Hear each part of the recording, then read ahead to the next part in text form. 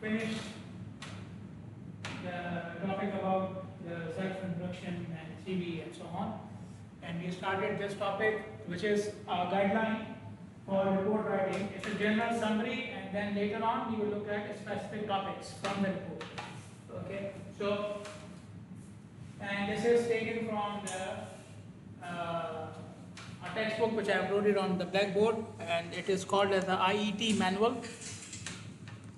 People from electrical here? You know IET? IET. No? Okay.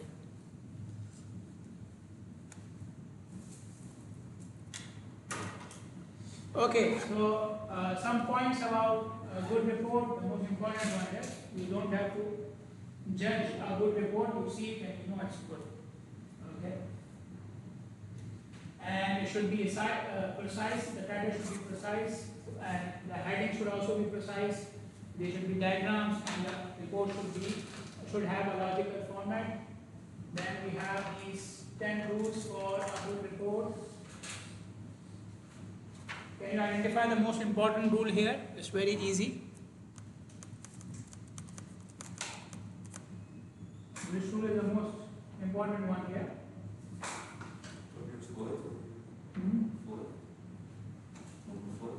Number 5. Why number 5? Because it's in the middle. Number 10 and number 1. Okay. The most important rule is what? Like that, it's very easy. You need the 10 rules. No.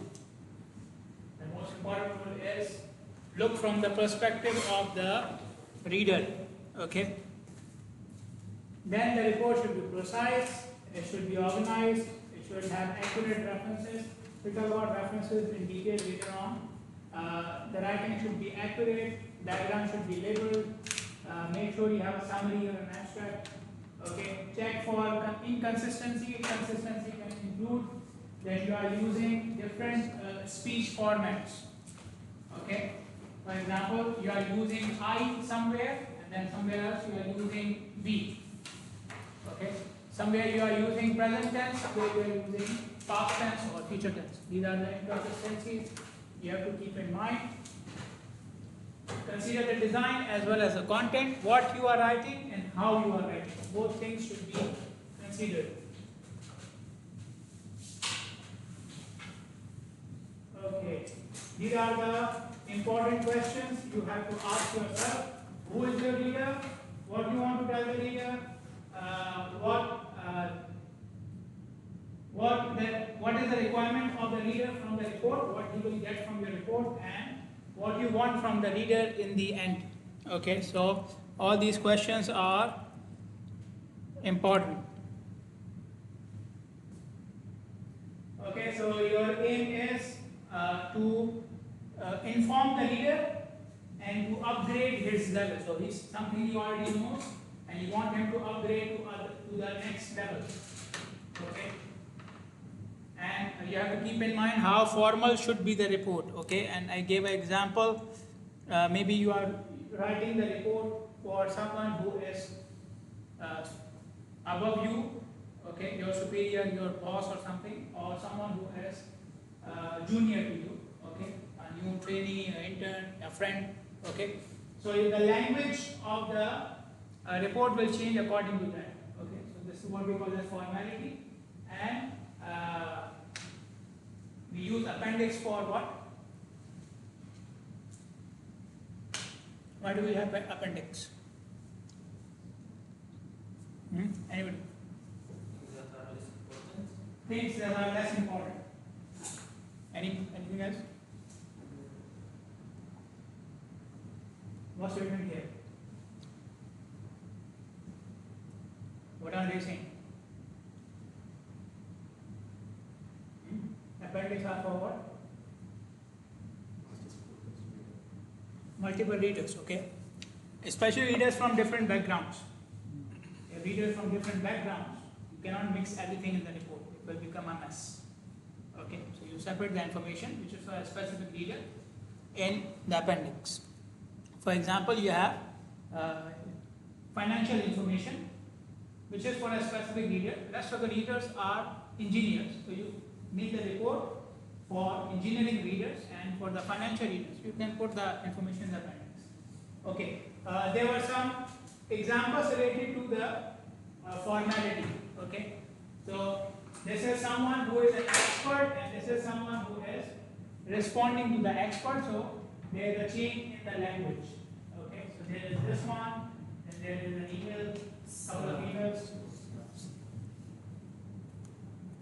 Okay, so these are to give you the examples of the formality in the report.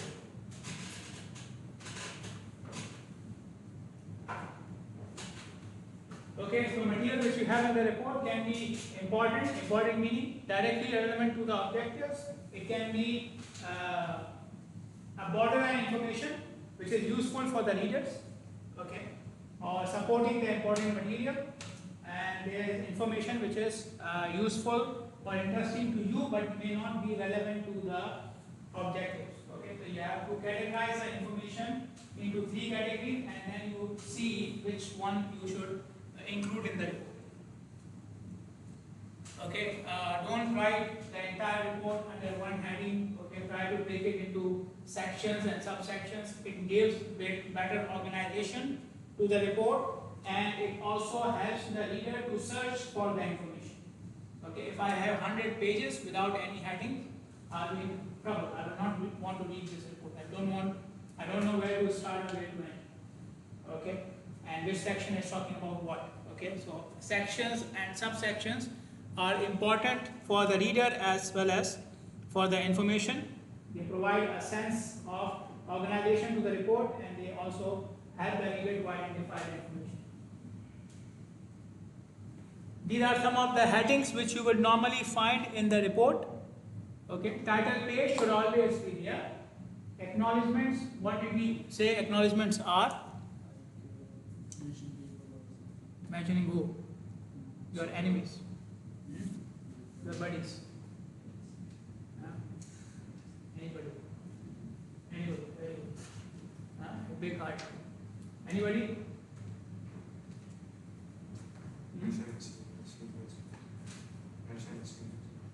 Senior? Or thanking people, yes. Okay. So this comes, okay, even if you open a book anytime in your life, okay, you will find, on the second page you will find acknowledgements. Okay, I thank my father, my mother, my wife, my husband, okay, for no reason. And then we have the summary, we also call it the abstract. Then we have table of contents, which gives you the list of headings and chapters. Then we have, if it is, then the rest of the headings depends upon what type of report you have. Okay, if it's a technical report, then you may have a chapter about introduction. If you have research report or a textbook or something like this, you will have a chapter of introduction. Okay, if you have something for legal reasons, if you are preparing a report for something legal, then we have terms of reference. Okay, usually terms of reference are written before the legal agreement between the client and the consultant or the person who is doing the job. And same thing with the scope. Okay, scope or terms of reference are similar. Okay, then you write the procedure, the findings, the conclusions, recommendations, references, and the appendices. Okay, so this is usually included in the report. Okay, these are the common headings. Okay, and you can change it a little bit. Okay, but usually the start and the end, this is there. Okay.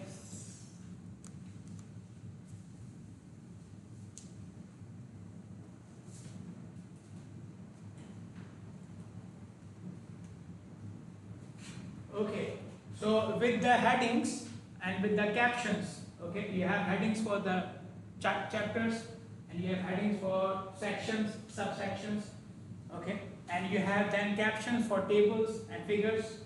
Okay, so you have to follow a common notation for these headings. You have to follow a common notation. You cannot make some headings 1, 2, 3, and then you go to the next chapter and the headings are A, B, C. Okay, there should be a common notation. Okay, this common notation will provide link between for the content. Okay, link between the content. Okay, so you have the main heading, for example, the main heading, first chapter, introduction. Okay, so that is your main heading 1. Within introduction, then you have a subheading, objectives. Now objectives is what? Part of the part of introduction, right? Okay, so how do I know this is part of introduction? From the notation. Okay, so I have the main heading for which we have given the notation, for example, 1. Any subheading comes under it, then I will give it 1.1. Any subheading, so I have, for example, 3 objectives. Okay, so introduction is the main heading, then subheading, objectives. So I know objective is part of introduction. Now I am putting 3 objectives under this heading, and I am marking or noting down the 3 points with the same notation. Okay, so I know objective is part of introduction, and I know these points are part of the objectives. Okay, so the notations provide the link between the content. I know what is part of which chapter. Okay, the content is part of which chapter, which section. Okay, without notation, it will be very difficult. We had a teacher, and he was teaching us management. Okay, so we didn't have these. We didn't even have projectors. Okay, so he used to come and write on the board. First 10 minutes he would write on the board. He will fill the whole board. Okay, and then he will write. Okay, so 10 minutes him writing, 10 minutes us writing, and then the rest was the discussion. Okay, so his notes used to have like 10 levels of heading. There will be 1, 1.1, 1.1.1, then 1.1.1, keeps on going, okay, until a million. So by the time you finish his notes, you don't know what he's talking about. Okay, did we finish one topic? Did we finish the entire chapter? Okay, are we still on one of the subject? We don't know. Okay, so you have to follow the notation, but you also have to make sure that you don't go in too deep. So you see 4 level and 5. This is, see, first level, second level 1.1, third level 1.1.1. This is enough. If you are going more than that, that is many times it is confusing. Okay, because every time I have to go back and see what was the main heading. What are you talking about? So if you go 1.1.1.1 and then 1.1.1.2, and so it will become confusing. Okay, so we have to follow a common notation, but at the same time you have to make sure that your levels are not too deep. Okay, don't make too many sub levels. Okay, 2 or 3 levels is enough. Okay, so notations provide you the linkage. Okay, normally we use that decimal notation, these ones. This is called as decimal notation. So you see 1.1 and so on. Okay, you may have seen the other style as well, that they give a capital A for the main heading, then a small a for the subheading. Okay, and then the points are bullet points, something like this. This is also allowed, but this is more common. The decimal notation is more common. Okay. Because why it is common? Because it is easier to use. You just have numbers. Okay, and like I mentioned, stop or avoid going up to too many levels. Okay. One more example you can see on the slide is for the appendix. Okay. Appendix should also have notations. We were just looking at a report today, and somebody just put 2 appendices, and in each appendix there were like 20 tables in each appendix. Okay, he got the tables from the software. So what did he do? Print PDF, put in the report.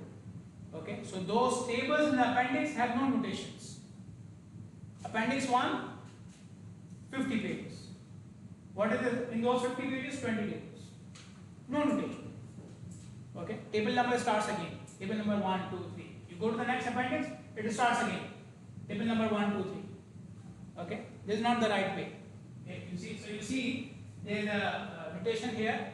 So usually then if you are using decimal system here, then for appendix we use the alphabetic system.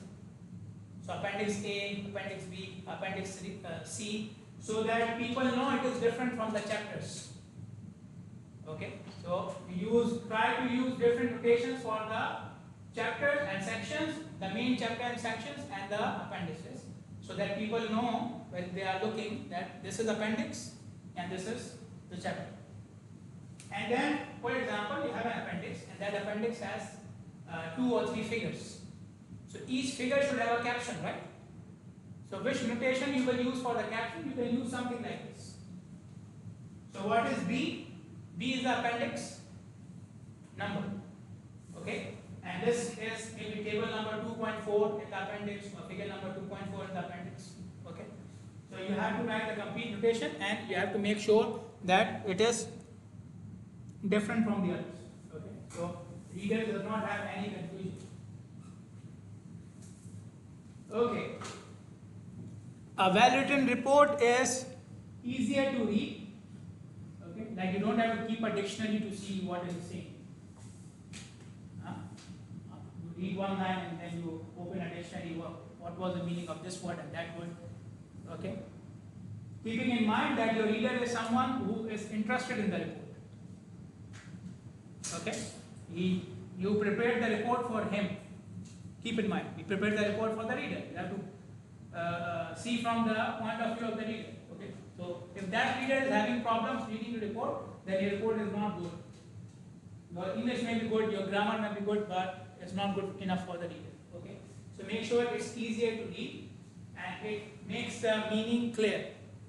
Okay, whatever you are trying to say, it's very clear. There are no confusions. You write straight sentences. Okay.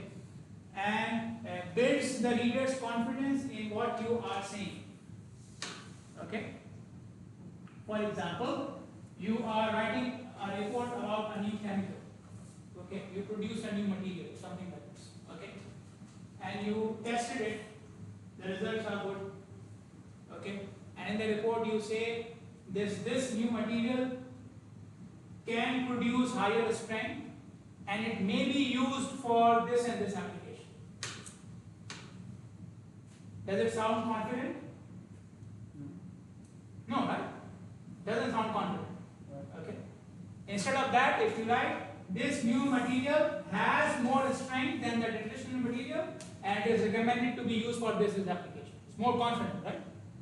Okay. The meaning is clear. There is no if and maybe and but and so on. Okay. So make sure whatever you are writing, the reader, feels confident about, or he feels that you know about what you are writing. Clear? Okay. Which of the following is more appropriate? Tell me. You read the 2 sentences here. Which one is more appropriate? Which one fulfills these requirements?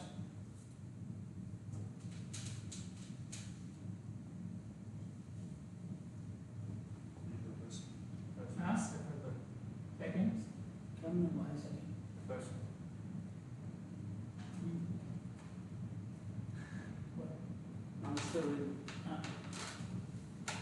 Anybody else? Who says the first one? Raise their hands.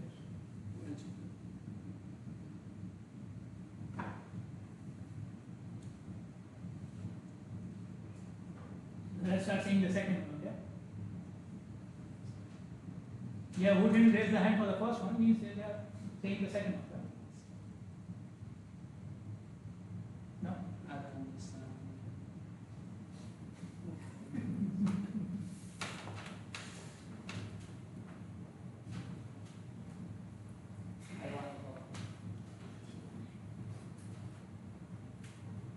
What did you say? First one? Sure. Okay. Democracy is good, but not that good, okay? So if I say you are saying the first one or second one, if you don't say the first one, that means you are saying the second one. Okay? Now I will not ask whether you are saying the second one. Okay? So yeah, the first one is more confident. Yes. Okay. Some of the you see, starting with some of the experimental results. What about the rest?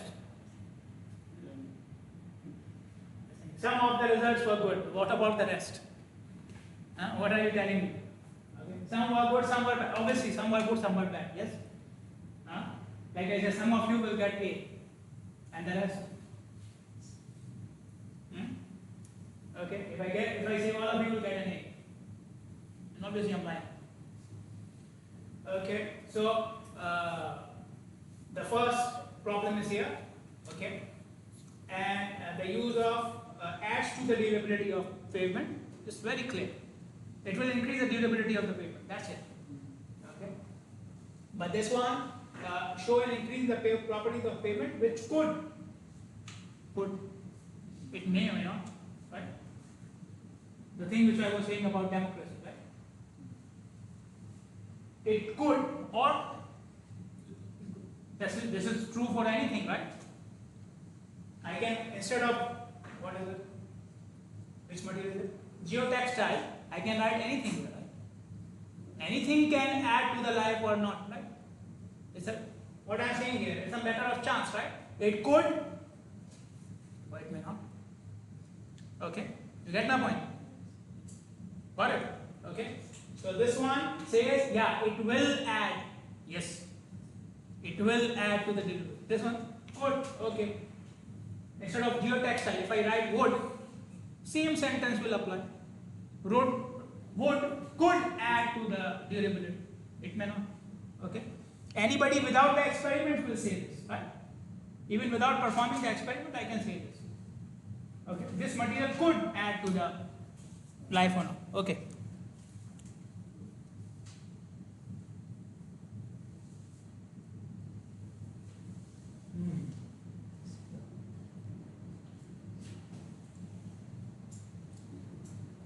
Something nobody is good at, right?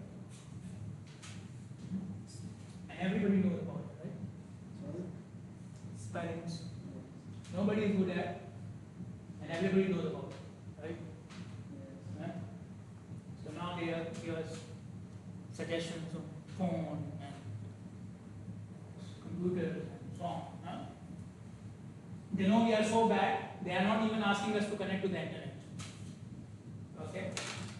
You are just typing, okay, and they will start appearing, whether you have internet or not. Anyways. But it's a matter of chance actually. There are certain, so we know we make mistakes. With spelling, we make mistakes, okay? But maybe the mistake which you are making, the reader knows about it, then it creates a bad impression, right? Okay, maybe according to him, it's a very basic term. Okay, we are making a mistake which according to him should not be used. Okay, so then it creates a very bad impression. Okay, that's the thing. So now we have spell checking programs and softwares and applications. Okay, so they can help us and we should pay attention to it. Okay, but the problem is to pay attention we need time. Okay, to pay attention to these things then we need time. You will write something and if after writing every line you have to see where are the red lines and the blue lines and everything. Okay, it will take time, so you need that much time. Okay, so you just have to keep in mind, don't keep it till the last point. Okay, till the deadline. Okay, 5 minutes before the deadline, I have everything. I will start writing half an hour before the deadline. I will complete it in 10 minutes. Okay, and then I will do the spell check. It doesn't work like this. Okay, so and you will miss a lot of things. And now you know there is like you write something in Word, and the Word will give you some of the corrections, right? And then you take it and put it in PowerPoint. It will give you some more corrections. Then you take it and put it in the email. And the online browser will give you some more corrections. It keeps on happening. There is no end to it. Okay? So you have to be smart. Which corrections will apply, which corrections don't apply. Okay? All of them have their own settings. Okay, the thing which I want to highlight here is there are certain things which the software, these spell checking softwares cannot help you with. For example, if the word is wrong, the word itself, the use of the word is wrong. Okay, so this spelling is correct, this spelling is also correct. The software doesn't know which one you want to use, right? Okay, so whether you write this one or that one, the software will not pick it. Okay, so you have to look for these things yourself. Technical words. Okay, there are technical words in all the used in all the fields, right? There are certain technical terms which are related to that field. They are not common. Okay, so for example, in highway engineering, okay, we use a layer of material which is called as coarse material. Okay, coarse, not the course that you are taking. Coarse, C-O-A-R-C-E, or C-O-A-R-S-E, coarse. Okay, I just showed you geotextile, right? Where was it? Geotextile. It's a technical term. Okay, it's not common. So out of the materials field, you will not hear about it. Geotextile. Okay. So these are specific terms which you will not, which you know, and then you have to search for it whether I am using it correctly. Okay, the software will always show an error there. The software will always show an error because this is not a common term. Okay, so with these terms you have to be careful. The technical words you have to be careful. There are now new technical terms. Okay, so for example, WhatsApp. Few years ago, nobody used to write for WhatsApp like this. YouTube and LinkedIn and so on. Okay. But thankfully now these apps are adopting very fast. So, okay, in most of the cases, these terms are added very fast. But there could be some new terms which are used, but the software doesn't pick it up. So every mistake the software is showing may not be a mistake. And everything which the software feels is correct may not be correct. You have to be careful about it and you have to be smart about it. Okay? And again, to do this, you need what? Yeah? Sorry. You need time. Okay? Then, punctuations, full stops, commas, and so on. So, use of commas is very important. Okay, there's an example given here. Okay, so they have just changed the position of the commas, and that can change the meaning of the sentence. Okay, so the first sentence says the engines which were in perfect running order had been tested previously. Okay, and the second one says the engines which were in perfect running order had been tested previously. Okay. So there is a difference between the two sentences. Okay. This one says the engines. The use of the comma says that all these engines were this. Perfect. Okay. Without the comma, it means that the engines which were in perfect running order. So there were some engines which were not perfect. So they were not tested. Okay. So the use of the comma can change the meaning of the sentence. Okay. Or at least it may confuse the reader, which we don't want in the end. Okay, so use these things very smartly, and we use hyphens as well. You know hyphen, right? What's a hyphen? What's a hyphen? Huh? What is the hyphen? What? Huh? The ones that what? This is a hyphen. This dash is called a hyphen. Okay? This dash is called a hyphen. This one. Okay? This is called a hyphen. So if the two words are connected with each other, then we use a hyphen. Okay? So, for example, this cross section, which is without a hyphen, and the cross section with a hyphen. They mean different things. Okay? Cross section, this means there is a section which is in the shape of a cross. Cross section. Okay? Or there are sections which are crossing each other. That is what it means. But cross section with a hyphen, what does it mean? You have used them in the, you have studied about them in drawing and so on, right? You draw cross sections, right? Cross section, what is the cross section? With a hyphen. Yeah. When you cut the object, what you see is a cross section. Whether it is rectangular or triangular or whatever, it's a cross section. Okay? The thing which you see from the side, that's a cross section. So when you use it without the hyphen, that means a section which is cross. Okay? When you use with hyphen, that means it's a cross section. So you are looking at something from the side. Okay? Same thing here. Okay? I can say a 3-year plan. Okay? Or I can do it without the hyphen. Without the hyphen will mean what? 3-year plans. And 3-year plan is what? It's one plan which is for 3 years. Got it? Okay? So you have to be again smart and you have to keep these things in mind. Okay. While you are writing the sentences, make sure that your sentences are varying in length. Don't make all the sentences too long and don't make all the sentences too short. Normally in technical reports, long sentences are not preferred because then you lose the meaning. A sentence goes up to 5 lines. When you reach the 5th line, you don't know what was in the first line.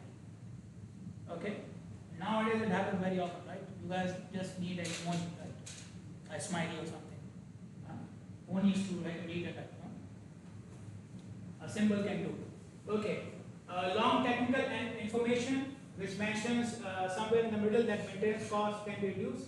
Risk the important point being lost.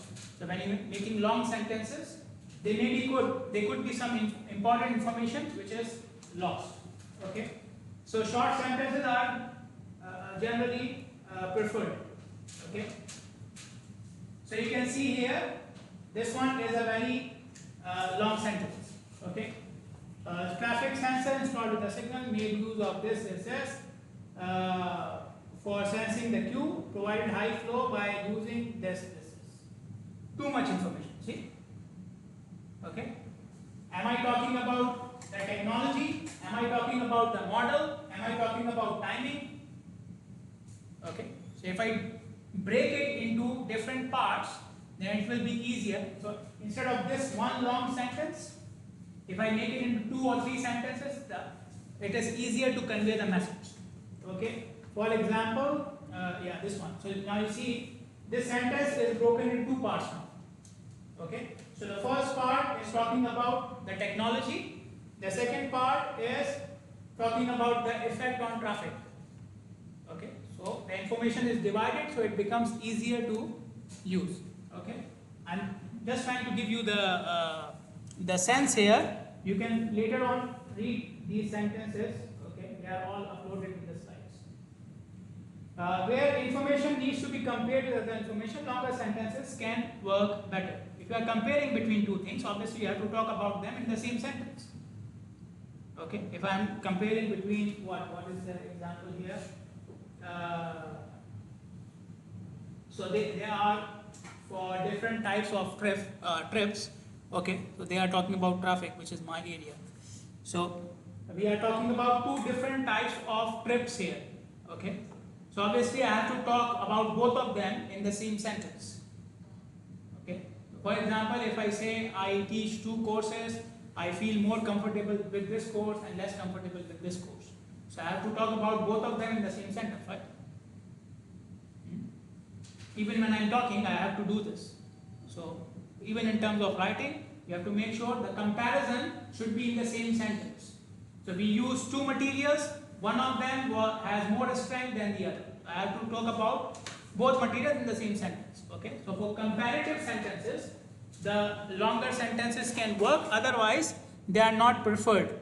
But make sure that the sentences, all of them are not in the same way. Okay. Some of them can be shorter than the other. It keeps the interest of the reader. Okay, sometimes sentences long and short, it keeps the interest of the reader. Okay, when you are making paragraphs, okay, make sure the information in the paragraph is in the same context. It is talking about the same thing. Okay, the text in one paragraph should talk about the same thing. Okay, don't mix within the paragraph, then it will become difficult for the reader. Okay, again, too much information mixing. Okay, so at the start of the paragraph, you started talking about budget, so the paragraph should be about budget. At the start of the paragraph, you started talking about experimental results, this paragraph should be about experimental results. If the topic is longer, you will report it in multiple paragraphs. Okay, if it is shorter, you can make a short paragraph. Okay, or merge it with some relevant thing, something relevant. Okay, make sure information in one paragraph is relevant. Okay. Yes. Now you see, we have this one and this thing. Okay, obviously you cannot read the text. The text is not the issue here. The text is the design of the page. Okay. Now you see this one. So it has a heading, then a paragraph, a subheading, then a box. Box could be a figure, a table. Then another subheading, another small paragraph. Okay. This seems easier to the reader to read. This setting looks easier for the reader to read. Okay. Instead of this one. Okay. So you see that text. Okay. So the whole page is text. There's nothing else. Okay. This looks more difficult. Maybe what you have written is very good. Okay. But this one will catch more interest. Okay. So you have to mix. Okay. You can add a figure, add a table, or put some headings, subheadings. Okay. So we try to mix it.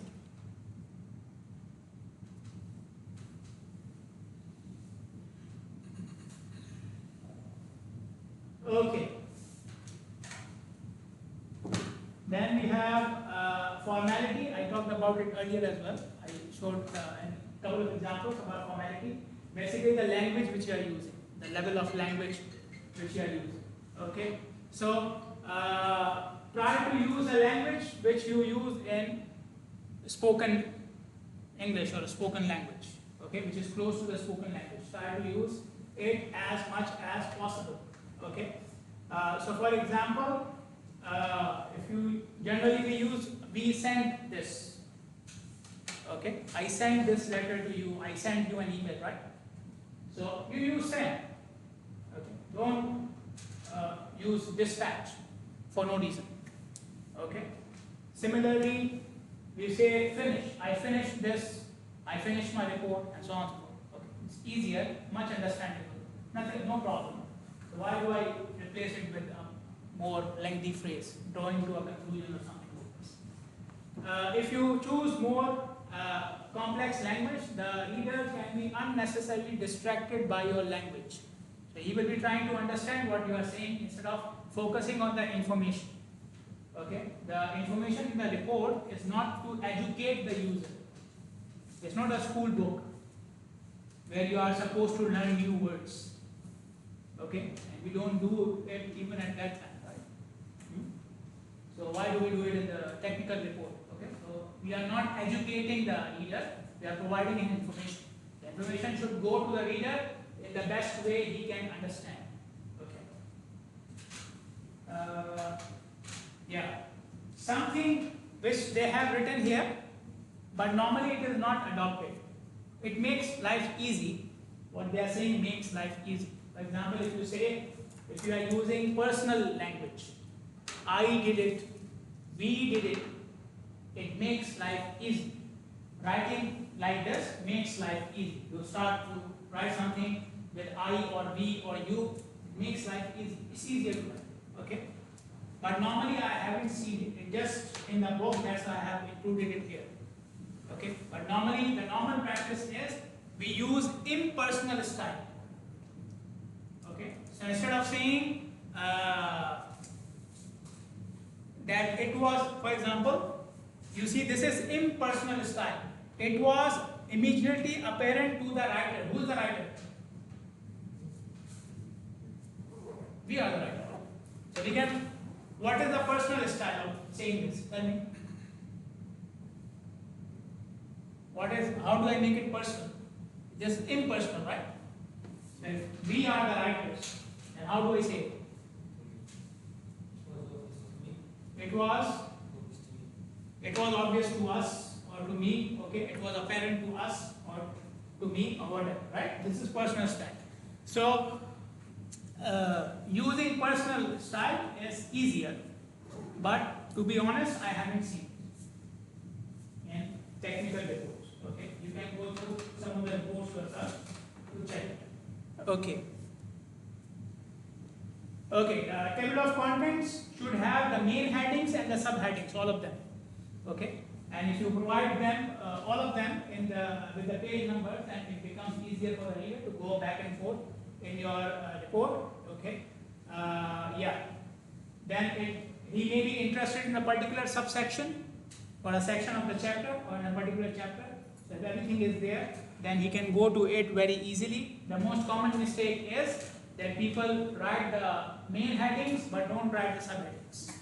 Okay, so this should be avoided. Even the subheadings should be part of the table of contents. Okay, what are the things? So title page is the first page. Always, you always need a title page. Okay, whatever the report is, you always need a title page. Okay, so this is the first page for the reader. It should include these things: the title of the report, the author's name.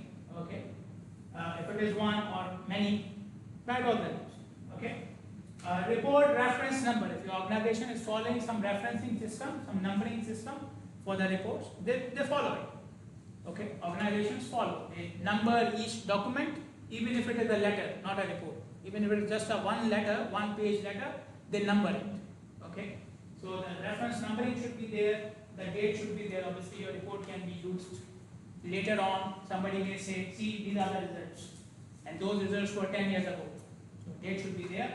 And the classification of the report should be there. Okay. Some reports could be confidential. For example, your project manager may be sending a report to his boss. So you are not supposed to see it because it's about you. Okay. It's saying fire. So why should we read about it? Live a happy life and go home. Okay? There was one thing more. I wrote it. Okay? It's not showing here. Anyway, there is one more point here, which is the organization's name and logo. Very important. The name of the organization and logo is very important. Obviously, it's a technical report, so you are not writing it personally. You are part of the organization.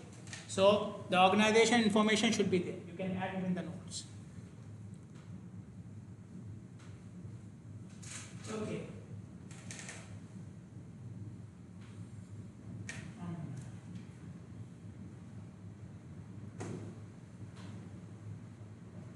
Appearance of the report. Okay, I already showed you appearance of a page, right? If there is too much text, the appearance looks unappealing. Okay, uninteresting. Okay, so make sure the pages are not overcrowded. You have margins, you have spacings, you have headings. Okay. Use big font size. Okay. Make sure the headings look different from the rest of the text. Okay. And if you mix all these things, if you don't follow these things, then it can be confusing for the reader, and the reader will not be interested in reading your report. Okay. When you are thinking about good layout means you have plenty of space. Okay, there's plenty of spaces, empty spaces available. Okay, it doesn't mean that you write half the page and leave half empty. Not like this. Okay, I told you. Use headings, use margins, use line spacing and so on and so forth. Use big font size and so on. Okay, so with good layout, the reader can be encouraged to read even the report which is not so good. Okay. Good appearance can make the reader read report which is even not so good written. Well written. Okay. Before you submit the report, make a final check. My supervisor used to say that even if you are writing a message, check it before you send. Even if it is a one-line message, I am coming, check it before you send. Okay? Because it's not the message which is important. It is you. Your name is going with the message. Okay? So this one line is coming from you. So your name is important. Okay? So look at it like this. Okay? So it will go with my name. What reputation I want to create. Okay? So give your report a final check for yourself. Okay? Where possible, ask other people to have a look at it. Okay? We call it a fresh eye. Okay? Somebody who has not written the report. Okay? This is the last slide. It's in your 2 minutes. Somebody who has not seen the report earlier. Because when you are writing, okay, you already know many things in your mind. So when you are reading yourself, checking yourself, those things are already in your head. So they don't seem wrong to you. Okay? But to a new reader, they will look like obvious mistakes. Okay? Why is this heading here? Why is this figure here? In your mind, you have already thought about it. But for the new reader, it doesn't make any sense. So make sure that you have we have other readers who are going through it. If you are checking your, I already mentioned it. Yeah. Leave the report for at least 48 hours after writing it. They call it sleeping over it. Okay? So you write it and then print it and use it as a pillow. My mother told me she used to do it when I was a small kid. She used to put books under my pillow. I had it, nothing else. Okay. But they call it sleeping over it. Okay. So don't write and read or check at the same moment. Okay. If not possible, 48 hours are not possible, at least give it few hours before you reread it. Okay. So give it some time. Okay. The main thing is check it yourself, get it checked from somewhere else. By checking it yourself, make sure that you give it a break. So when you are looking at it yourself, you are looking at it from fresh eyes. Okay.